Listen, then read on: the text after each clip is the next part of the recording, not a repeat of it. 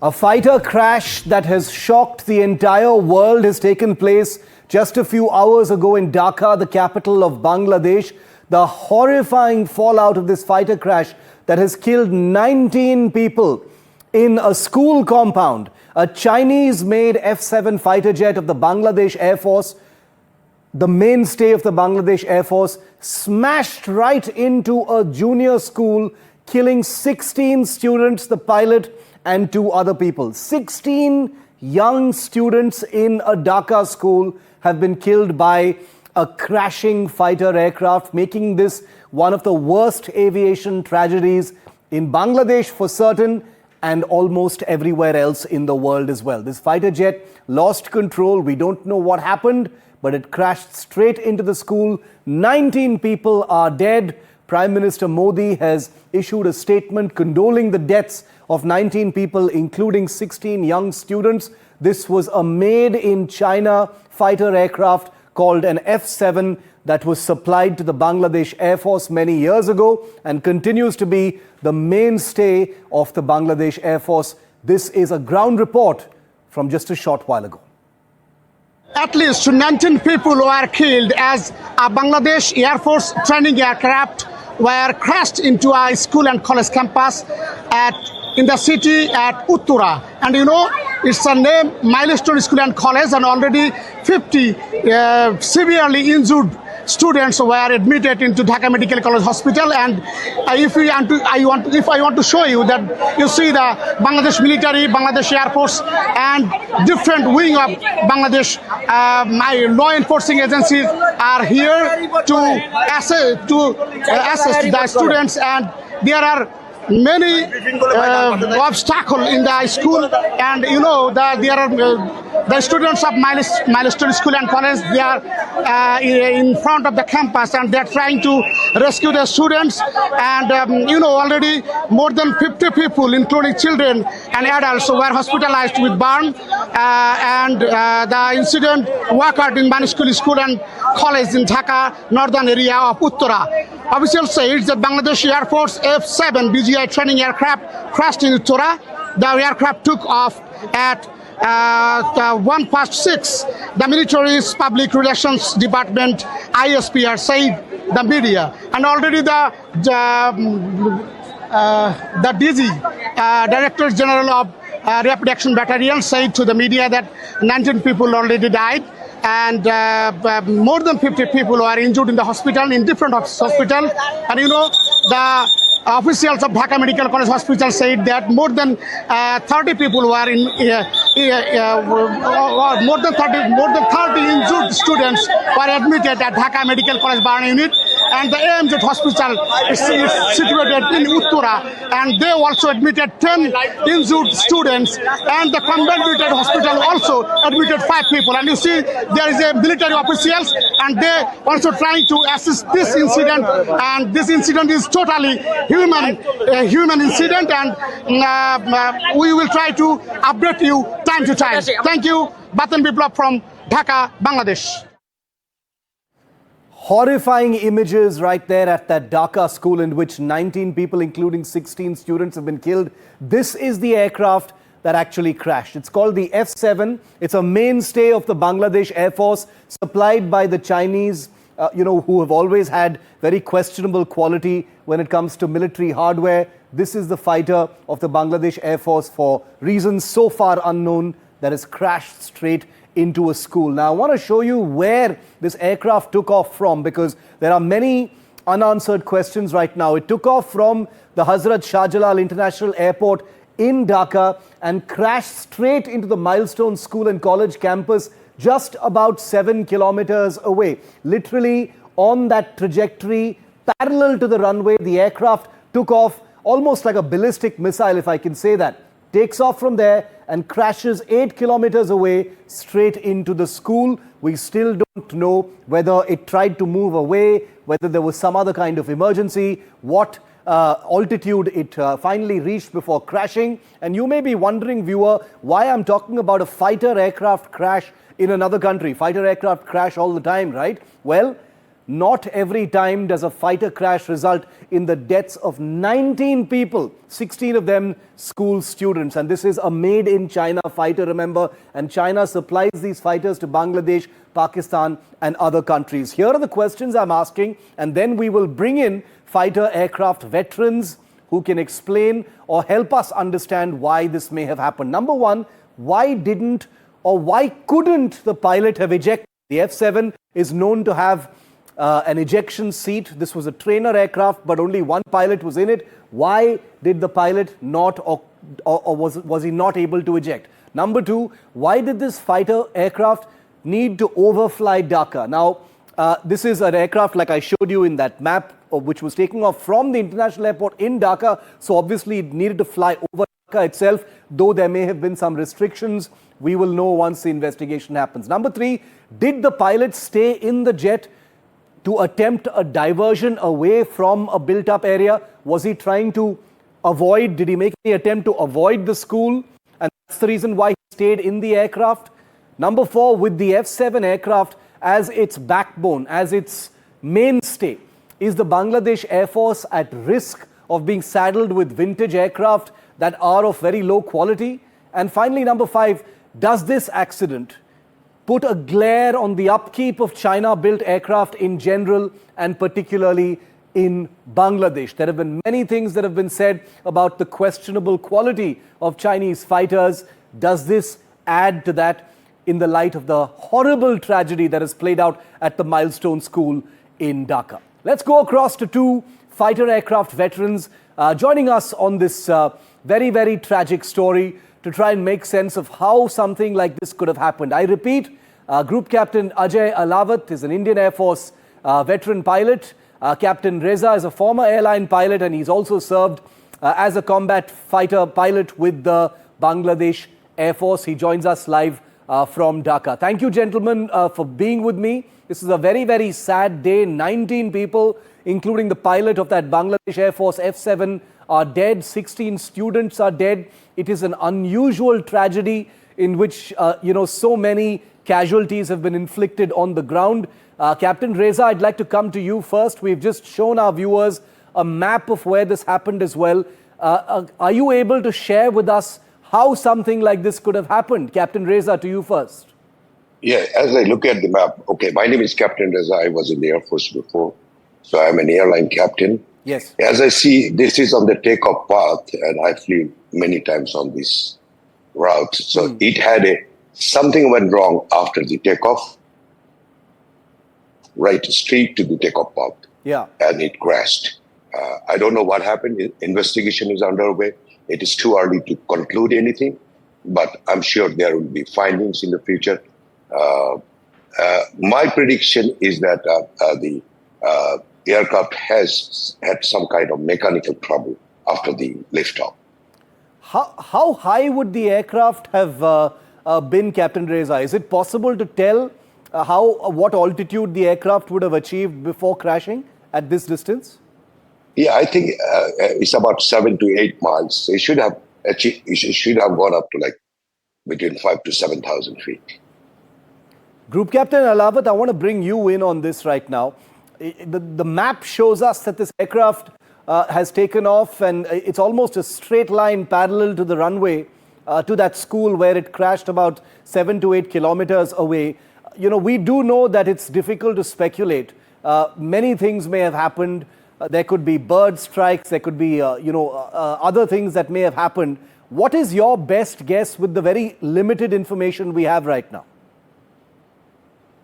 Shiv, good evening, and let me start this with heartfelt condolences for the pilot, his family, and the victims on ground. A warrior has gone down with the state today, and as a friendly neighbor, our heart goes out to the pilot, the squadron, and also the victims on the ground. Okay? And having said that, that is the thing with single-engine fighters. F-7 BGI is the same family of MiG-21s. China call it J-7, Pakistan call it F-7 PG, Bangladesh uses a similar version of BGI. Not exactly same, but similar. So it was a typical single-engine fighter takeoff profile. The aircraft got airborne, went straight up, And considering that the airfield is very close to populated areas, there would be some restriction on when the first turn towards the sector or the area of operation could be executed. So typically, you would want to get away from the ground and far from the town before you execute anything. In this particular case, it looks like after getting airborne, since there is only one engine, the pilot had trouble with that engine. We don't have access to the communication between the pilot and the air traffic control. But should something go wrong, the immediate option with the pilot is to eject, because there is not enough altitude to fix the engine, kind of shut it down and relight it. But we've seen it in India as well as other parts of the country. As a pilot sitting in the cockpit, when you see the entire city laid in front of you, there is a tendency to kind of steer the aeroplane towards an area which looks clear of population. It is quite possible the pilot, probably thought of pointing the aircraft in a direction on an area which could cause least amount of damage on the ground before attempting ejection. And probably, I'm just speculating, by then it was too late. Really terrifying to even imagine that the pilot, seeing what was in front of him, may have valiantly tried to steer the aircraft away to an open area, and by then it was too late to eject. I'll come to the question on ejection in just a moment. But Captain Reza, the F-7 is a fighter that is considered to be the mainstay of the Bangladesh Air Force. It is a derivative of the MiG-21, which we in India also operate. What is the reputation of this aircraft, sir, in Bangladesh? In India, the MiG-21, there are many mixed views about it. There have been many accidents as well. Is the F-7 also an unsafe aircraft, as some people believe it is? I wouldn't say that, because the MiG-21, when they did the reverse engineering on that, when I was in the Air Force, the Chinese people came and we had MiG-21 from the Egyptian Air Force back in the 70s. So they tore it down in front of us, and they have been doing this reverse engineering. When this was bought first time in 1988, I believe, or 89, the whole new batch came in. We did not have many of the trouble flying those. And there, later on, it was two more squadrons were bought in 2006, I believe. And after that, there was no induction of any other new Chinese aircraft into our system. But we had MiG-29 that were brought in the mid-90s. Yes. About 8 of them. And there is a big case in High Court regarding the corruption that took place. So those were also old and brought it from Kazakhstan and made it serviceable, sold it to Bangladesh Air Force. So out of those one squadron that we had, we have only 3 flying. So in last 16, 17 years, no aircraft were inducted in the main fighting force. So they were flying these F-7s, which is BGI today, the one crashed. They worked with the Chinese technicians, engineering, and they did all kind of maintenance. So this is the main force, but I wouldn't think so, because MiG-21 is a pretty successful aircraft. But again, you're flying for too many years in India. I used to work in SpiceJet India. So I had many colleagues from the Indian Air Force. So they have been flying those. Those are also old. Correct. So airframe has a life. Everything has a life. So I think this is merely an accident that took place. Merely an accident, I agree, because only an investigation will go into the precise reason for why this particular aircraft went down as well. Group Captain Ahlawat, now coming to the question of ejection, the F-7 has an ejection seat. In the public mind, one often hears that a fighter has crashed, but the pilots managed to eject safely. In this particular case, you touched upon that. You said it's possible that it was too late by the time the pilot could have ejected. Could you elaborate a little bit on that? What a pilot in such a situation, in an emergency at not very high altitude over a built-up area, what would the things be going on in a pilot's mind, before the option of ejecting? In my service of about 21 years, I have seen more than those numbers of ejections. I've seen ejections taking place on ground. and also seen ejections taking place at high altitude. It's a split-second decision, irrespective of where it happens. Yeah. Why did not a pilot eject is something we will never know, because we always find an answer. Why did somebody eject? Because that guy is there to tell us. But why did somebody not? Is something we can never know. We can only speculate based on the trajectory the aircraft flew after catastrophic failure of engine or some avionics or controls. So we would probably never know. In a study that was done at IAM and also at AMTC Henlo, which is an RAF, they looked at aspects of, they considered two vectors. One is fear, another is comfort. Pilot not pulling ejection handle, worried about the injuries that it might cause, and also looked at the comfort the cockpit provides. And it was again a speculative study. Sitting in the cockpit, underneath the shelter of the canopy, you feel things are all right, and you can probably bring the engine back to life, or you can somehow control the aeroplane. Wow. But it's difficult to kind of say with certainty why did the pilot not eject. It could be trying to recover the engine, trying to control the aircraft, or maybe trying to steer it into a direction which causes least casualties on ground. We would never know, and again, difficult to say. Very true. Captain Reza, could you comment on this ejection aspect as well? Accidents do take place, but these are split-second decisions that are imposed on fighter pilots. And like you said, if he was flying at only a few thousand feet, that amount of time would have reduced drastically. Yes, what I hear from my Air Force buddies, I called them up, and the instructor that cleared him for the solo flight today, he was in the mobile hut. So he was trying to come. When he saw something is not right, the aircraft is having trouble, he tried to say, eject, but there was no communication. My best guess is that the communication system also failed. I mean, with the failure, the communication system also failed. So, the pilot takes decision, but again, on the ground, his instructor will be also a good judge to give a judgment. A lot of the times it happened, the pilot on the ground would say, "Hey, listen, you eject," and they have done it before. So he even couldn't communicate. But I saw a video in the social media. I'm not very sure if this is the video. They say the aircraft is just nosedived, and there is something went out, an object outside, which looks like a Martin breaker ejection system. That I'm not very sure if that is the case. Final point to you, Group Captain Ahlawat. I'm almost out of time on this tragedy.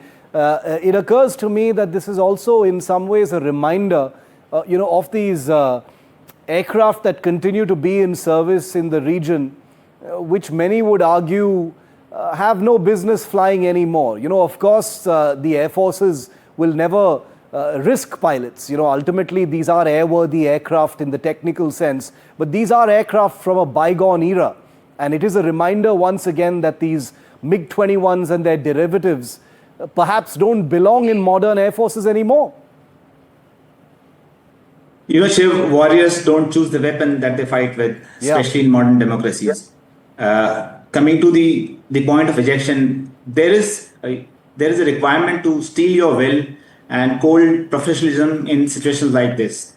While flying the Hawk, which is single-engine trainer with two-seater, we used to brief our pupils as instructor. If things go wrong, I will call out eject 3 times, giving you an opportunity to eject first, so that your chance of survival are higher. But if you come up on radio and ask me, confirm eject, sir, I won't be there. These are actually split-second decisions. And when you got to go, you just got to go. When in doubt, there is no doubt. Terribly, terribly sad. But thank you, Captain Reza and Group Captain Ahlawat, for putting this into perspective for us. From our side and from on behalf of all Indians, we offer our deepest condolences, to the casualties on the ground, to the pilot, to the crew, the squadron, etc., that have lost so many lives today in Dhaka. It truly is a very, very sad day for any military, and we do offer our condolences and will continue to put the spotlight and ask the questions and the larger ramifications of military aviation safety. Thank you very much for being with me.